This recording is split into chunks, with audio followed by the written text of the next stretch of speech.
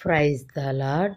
ఈరోజు మనం బైబిల్ ధ్యానం గురించి ఈరోజు మనం ఏమి నేర్చుకుందామంటే సామెతలు 1వ అధ్యాయం 1వ వచనం నుంచి 5 వచనాల వరకు మనం నేర్చుకుందాం అన్నమాట.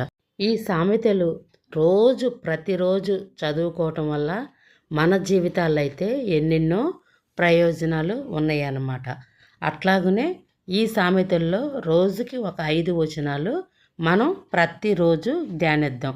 దావీదు కుమారుడగు ఇజ్రాయేలు రాజైన సొలొమోను సామెతలు.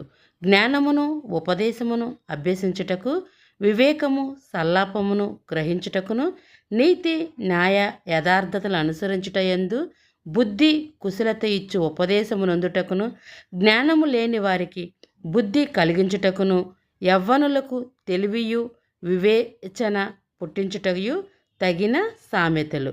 జ్ఞానము గలవాడు విని పాండిత్యము వృద్ధి చేసుకొనెను. వివేకము గలవాడు ఆలకించి నీతి మాత్రలు సంపాదించుకొనును. అర్థమైందా? నీతి అంటే దేవుని నీతి. మనకు వినుట వలన విశ్వాసము కలుగును కదా.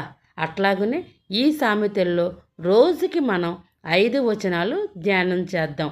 ఎందుకంటే దేవుడు వినుట వలన విశ్వాసము కలుగును, అది క్రీస్తు యేసైన మాటలై ఉండాలన్నమాట.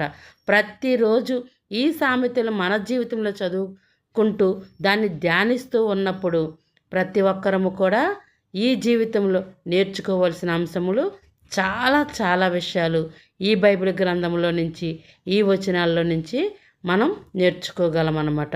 ఈ చిన్న అధ్యాయములు మనం రోజు కూడా ధ్యానిద్దాం. గాడ్ బ్లెస్ యూ పిల్లలు.